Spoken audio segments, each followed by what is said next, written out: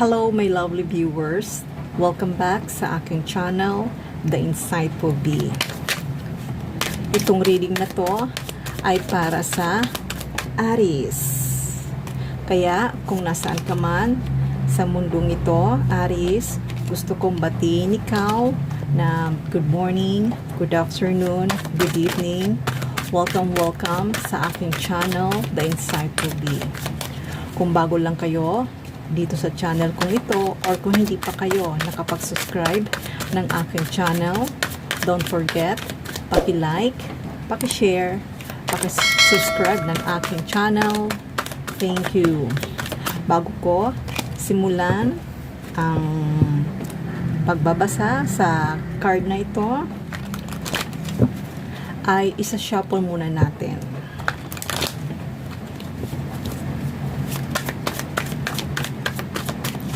Gusto ko rin pala magpasalamat sa mga nagsusupport sa aking channel, sa nagsusubaybay sa aking video, sa nag-like, sa nag-share, sa nag-comment, at sa nag-subscribe ng channel kong ito. Thank you, thank you, thank you. Okay, my lovely viewers, Aries, simulan na natin kung ano nga ba ang mensahe na gustong iparating para sa'yo.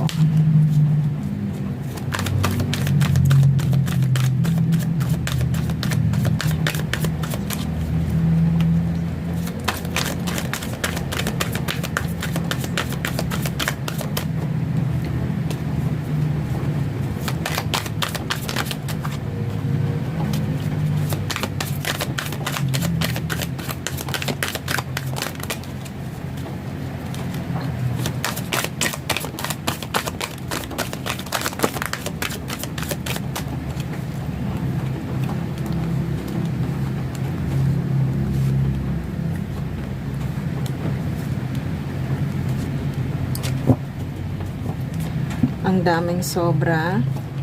Pabasahin ko rin ito. Kasama din yon. Umpisahan muna natin. Ilagay ito at ayusin.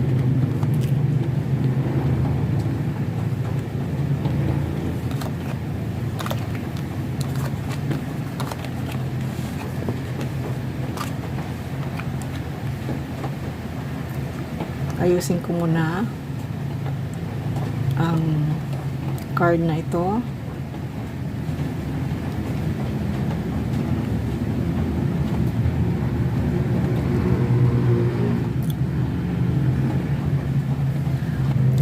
Okay, Aries, basahin ko na ang barahang ito.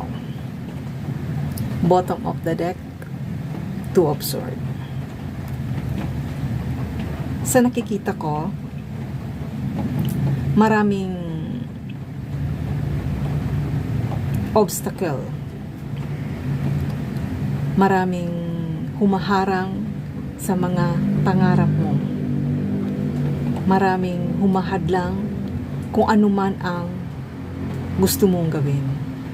May mga taong ayaw ka na maging success, ayaw ka na magtagumpay, ayaw ka na maabot mo kung ano man ang mga minimithi mo. Kaya ngayon, hindi mo pa nakikita kung maaabot mo nga ang pangarap mo. Na matagal mo nang minimithi, matagal mo nang maabot ang mga pangarap mo. Pero nararamdaman mo na at nakikita mo na parang hindi mo kayang abutin.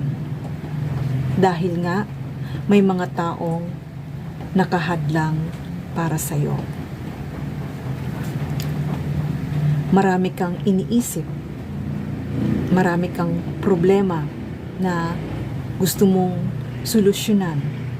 Kaya minsan may mga idea ka na gusto mong gawin, hindi matuloy-tuloy.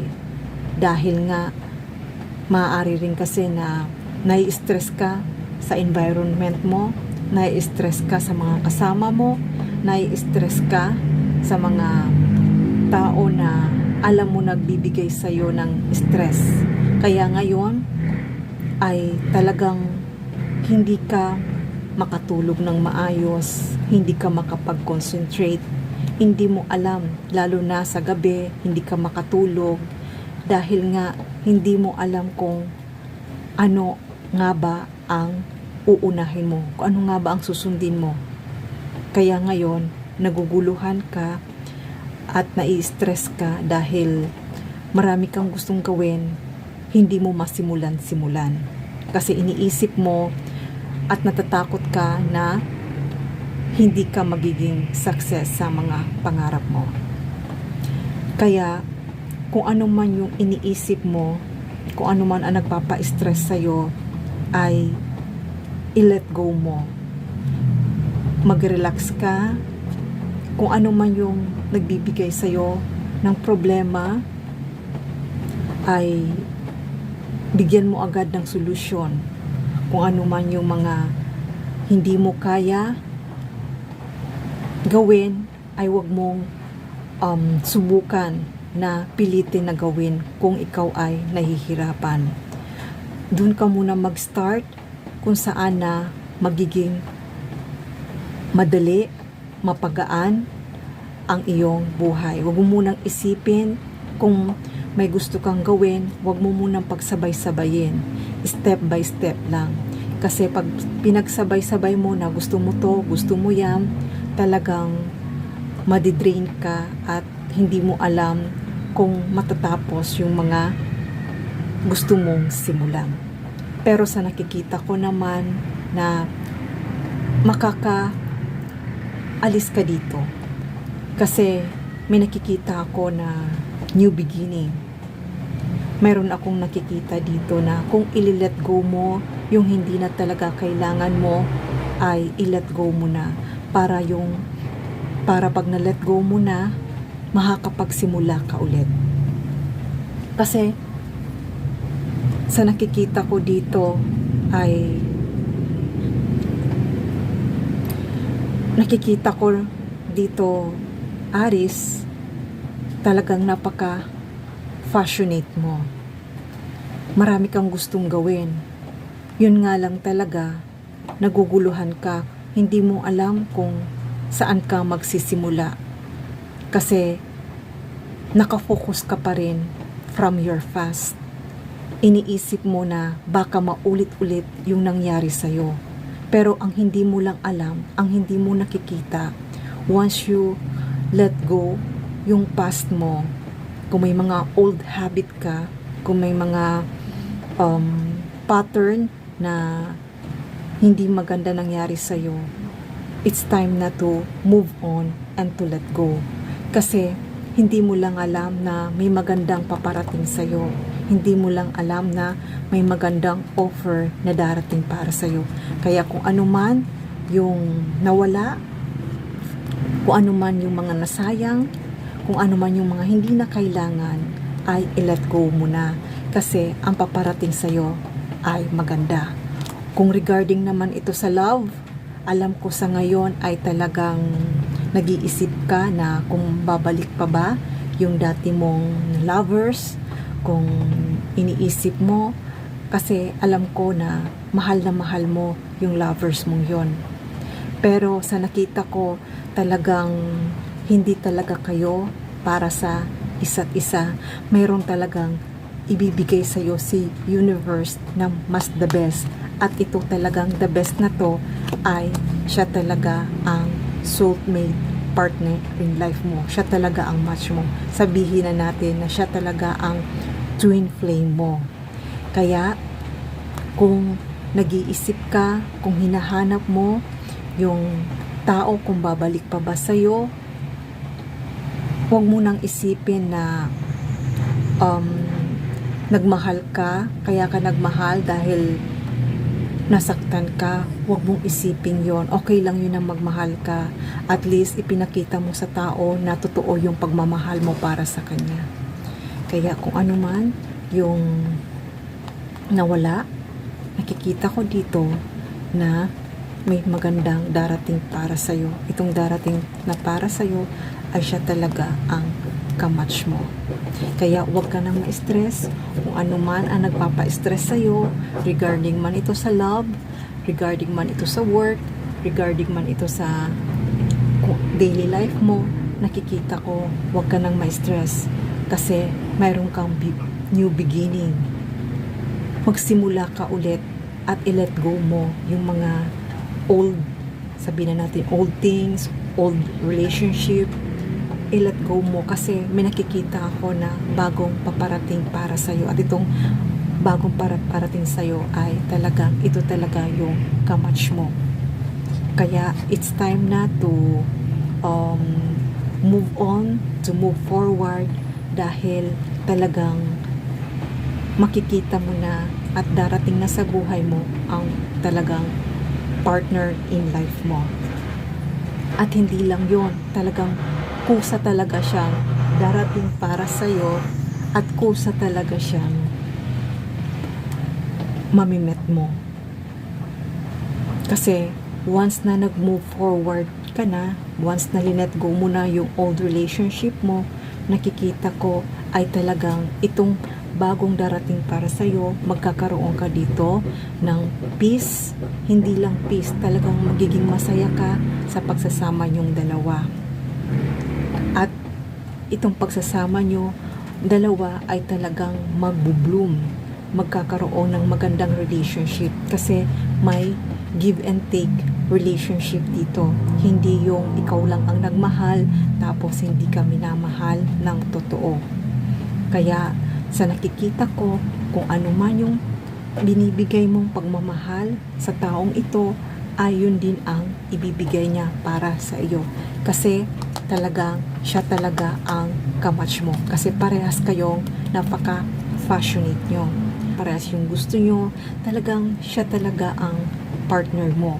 Siya talaga ang soulmate mo, twin mo. Siya talaga ang nakalaan para sa'yo. Kaya itong tao na darating sa buhay mo, kung itong tao dumating naman sa buhay mo, ay nakikita ko talagang magiging smooth ang pagsasama niyong dalawa. Magiging maganda ang pagsasama niyong dalawa. Alam ko na naghintay ka ng matagal kung kailan nga ba darating, kung darating ba talaga ang true love mo. Sinasabi ko sa'yo, darating pa ang true love mo. Pero it's time na huwag mo nang isipin kung ano man yung mga nasayang na relationship, kung ano man yung dati, kung ibinigay mo man sa taong mahal mo, huwag mo nang isipin yon. It's time na to move. Kung ano man yung mga hindi nag-work na relationship, it's time na to move. Kasi ito ay relationship na to ay magkakaroon ka ng peace, love, and harmony. Yun nga, itong paghihintay mo magiging maganda. Kaya itong pagiging patient mo na naghintay ka na kung kailan ba talaga darating siya. Maaari ding itong makikilala mo sa friends mo, kung hindi naman sa friends mo, kaibigan mo, or sa trabaho mo. Nakikita ko makikilala mo to. Magbe-message ito sa'yo. Kasi nakikita ko na dito ay mahiyain itong taong na to. Hindi siya talagang kusang lalapit sa'yo. Hindi siya kusang magpapakilala sa'yo. Hihingiin niya yung number mo sa kakilala mo, na kung saan ay imi-message ka, kung saan ay makakatanggap ka, at magiging ito ang simula ng pagkakaroon ng communication nyo hanggang sa ma-fall in love kayo sa isa't isa. Kaya Aries, tanggalin mo ang nagpapa-stress sa'yo, at nakikita ko rin, no, magiging masaya ka. Kaya kung dati na-stress ka sa dating ka-relationship mo, kung dati parang hindi mo na minahal ang sarili mo, pero itong darating para sa'yo, lalo kang magiging, hindi sa'yo magbibigay ng stress to. Lalo kang magiging maganda, lalo kang magbabago yung buhay mo, lalo kang magiging maayos, magiging okay na ang pakiramdam mo, magiging masaya ka na. Kaya nakikita ko is on the way na talaga siya. once na ilinet go mo na ang past mo, once na handa ka na talagang kalimutan kung ano man ang nakaraan, o kaya mo nang patawarin kung sino man yung taong nagbigay ng stress sa'yo, once na linet go mo na, ay talagang agad-agad nakikilos ang universe na itong tao na to ay makikilala mo na. Kaya huwag kang mag-alala, Aries, kasi itong tao na to ay talagang mahal na mahal ka. At huwag ka na rin umiyak. Huwag ka nang magsisi kung ano man yung nangyari sa dati mong relationship. Kasi yung dating ka-relationship mo, once na nakapag-move on ka na, nakikita ko na magsisisi siya at magre-regret siya na nawala ka sa buhay niya. Kaya be happy, maging masaya ka, Aries, sa paparating para sa'yo. Alam ko na hindi mo pa nakikita ito, pero sinabi ko sa'yo, paparating na siya. Itong taong na to na kay tagal mo nang hinintay, ay ito talaga ang para sa'yo. Maaari din itong darating para sa'yo ay childhood friend mo, or naging kaklasmate mo na to nung nag-aaral ka pa. Kung hindi naman, naging katrabaho mo na to. Basta nakikita ko dito ay from your past. Kakilala mo na siya dati, na hindi maaari din kasi na dati may crush to sa'yo, hindi lang natuloy kasi mga bata pa kayo. Pero this time ay nakikita ko na talagang darating ito para sa'yo at matatagpuan ka niya ulit. Nakikita ko rin, Aries, itong pagsasama niyong dalawa ay magiging maganda at magiging maayos. Di ba sinabi ko sa'yo, hindi ka magkakaroon ng stress dito sa taong na to. Magkakaroon ka ng peace dahil nandito ang Pentacles. Hindi ka mamomroblema sa taong ito. Hindi itong tao na to na mamomroblema ka for financial o kung saan kayo magdi-date o saan kayo pupunta. Hindi ka mamomroblema. Magiging masaya ka sa taong ito. Kaya Aries, kung ano man ang iniisip mo ngayon, kung ano man ang pinoproblema mo about sa relationship mo, it's time na. It's time na mag-move forward ka na, mag-move on ka na, dahil itong bagong pag-ibig mo ay matagal na itong para sa iyo. Hindi mo lang nakikita, pero hindi mo alam na may new beginning kang pag-ibig. May new lovers kang darating. Kaya, Aries, itong mensahe na to na darating para sa iyo, alam ko ay ito na ang simula ng communication nyo, at ito rin ang simula na kayong dalawa ay magkakatuluyan. Okay, Aries, hanggang dito na lang muna ang aking mensahe. Don't forget, paki-like, paki-share, paki-subscribe ng aking channel. Love and peace.